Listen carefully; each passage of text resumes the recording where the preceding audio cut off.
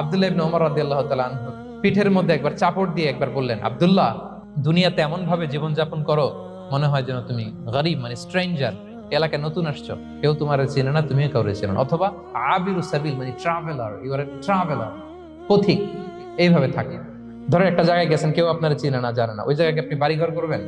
কারণ তো চিনেনই না, এটা সেফ এলাকা তাও জানেন না, টাকাও তো নিয়ে আসেন নাই, বাড়িঘর করবেন, কিছু করবেন?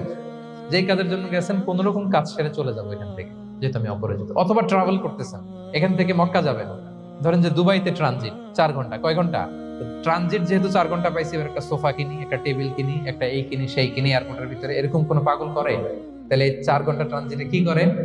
এই চা খাইতে খাইতে, মসজিদের ভিতরে 2 রাকাত নামাজ পড়তে পড়তে, ওয়েটিং এরিয়াতে বসে পত্রিকা পড়তে পড়তে কোন রকম কাটায় দেওয়া, কি বলেন? নাকি ওইখানে সোফা টোফা, বাড়ি ঘর, এটা সেটা কিনা শুরু করেন 4 ঘন্টার জন্য? এরকম কোন পাগল আছে এরকম? না। আবিরু সাবিল। আহা, দুনিয়াতে এভাবেই বসবাস করতে হবে, গরিব ও আবিরু সাবিল, স্ট্রেঞ্জার অর ট্রাভেল।